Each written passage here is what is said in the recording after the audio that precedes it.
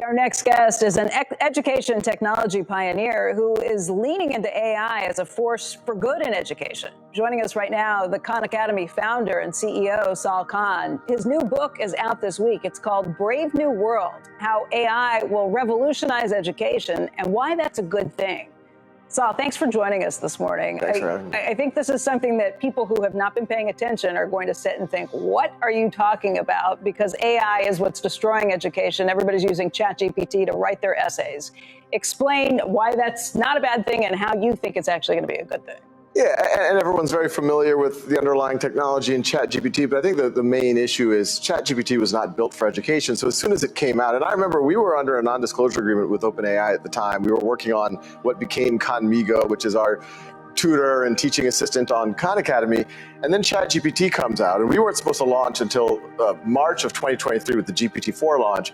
And I slack Greg Brockman. I'm like, what's going on? Y'all launched something. You have all us lawyered up. And so we didn't launch anything. We just put a chat interface on an older model on GPT 3.5, and the whole world exploded.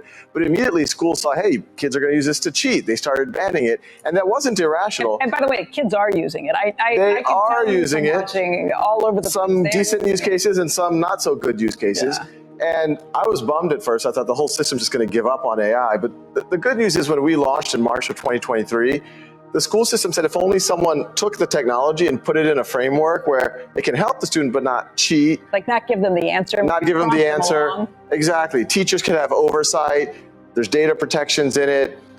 It's not all chat interface. You can have interfaces where a student can write an essay with the AI, not by the AI, and then the AI can tell the teacher the process. So then now the teacher, that's actually a way to avoid cheating. Which the teacher can tell, and by the chatbot can say, hey, this is not the normal writing for this student. It's not consistent with what they typically do. We worked on this, or if they did do it, it is consistent. And we worked on it for 4.5 hours, and Sal had trouble with the thesis statement.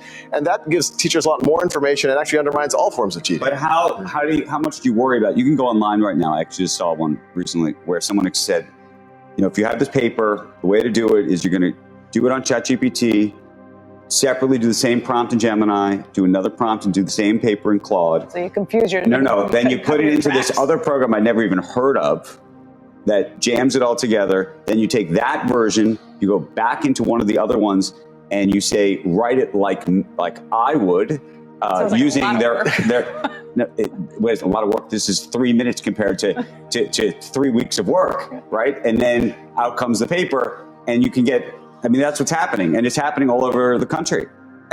And to some, in the workplace, some of that might not be the worst skill to have, to be able to produce some, normal kind of, we also want kids to learn how to write. And so what we're doing that's a huge problem. With schools is, a student will do their essay with Khanmigo, and if they did this, and I wrote it in the book, there's a whole chapter on cheating. The state of cheating before ChatGPT didn't actually make it worse. No, they just made it much more accessible. Exactly. It's like legalizing marijuana. Exactly. And so, but if the student does it with the AI, and then the AI reports to the teacher, and if the student does what you just described, and copies and pastes it into Khanmigo, Khanmigo will tell the teacher, hey, this looks shady. Right, and that's why I would not copy and paste it into Khanmigo.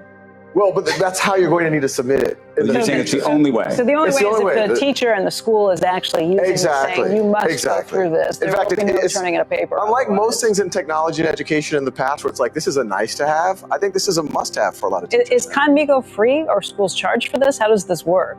Yeah, so this has been interesting for us because our mission as a nonprofit is free, world-class education for anyone, anywhere. But then when we came out, as we all know, these frontier models, GPT-4, Gemini, they use a lot of computation. It's not cheap.